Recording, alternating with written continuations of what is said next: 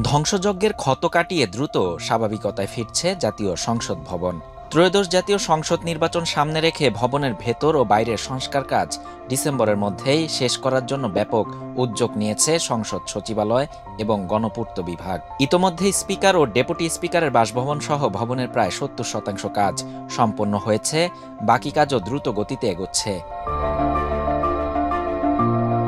প্রথম পর্যায়ে ক্ষতিগ্রস্ত computer, printer, scanner, telephone exchange, internet সংযোগ সহ আইটি অবকাঠামো মেরামত করা হয়েছে। নবমতলা সাব স্টেশন থেকে শুরু করে এমপি রুম, অভ্যর্থনা কক্ষ, মসজিদ সংলগ্ন অফিস এবং বিভিন্ন ব্লকের বৈদ্যুতিক লাইনের switch socket, point wiring, LED light, circuit breaker স্থাপনের কাজ প্রায় শেষ। নতুনভাবে স্থাপন করা হয়েছে সংসদ ভবনের টেলিফোন ও আইটি নেটওয়ার্ক, পাশাপাশি দরজা, জানালা, আসবাবপত্র, বিভিন্ন দপ্তরের সংস্কার এবং বিদ্যুৎ সংযোগ পুনঃস্থাপনের কাজও শেষ পর্যায়ে রয়েছে।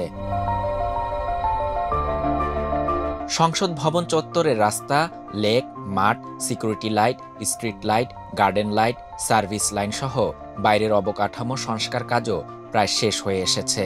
গেট নম্বর ১, ৬, ৭ ও ১২তে স্ক্যানার ও আর্চওয়ে স্থাপন এবং সিসিটিভি বদলানোর কাজও চলমান। প্ল্যানারি হলে ক্ষতিগ্রস্ত কনফারেন্স সিস্টেম ও কমিটি কক্ষগুলোর সাউন্ড সিস্টেম পুনঃস্থাপন করা হয়েছে। তবে এমপি হোস্টেলের বেশ কিছু সংস্কার কাজ এখনও অসম্পূর্ণ। ক্ষয়ক্ষতির পরিমাণ বিশ্লেষণ করে সংসদ সচিবালয় জানিয়েছে, পুরো সংস্কার কাজে ব্যয় হবে প্রায় ৩০০ কোটি টাকা। গত বছরের ৫ আগস্ট শেখ হাসিনা সরকারের পতনের পর বিক্ষুব্ধ জনতার হামলা ভাঙচুরে সংসদ ভবন, এমপি হোস্টেল ও কর্মকর্তাদের আবাসিক ভবনে ব্যাপক ক্ষতি হয়। ধ্বংস হয় আইটি সেন্টার, ভোটিং সিস্টেম, সম্প্রচার ব্যবস্থা, এয়ার কন্ডিশনার, আসবাবপত্র ও গুরুত্বপূর্ণ ফাইল। লুট হয় প্রায় ৯০ লাখ টাকা। শাহরিয়ার শাফাত, বাংলা নিউজ 24।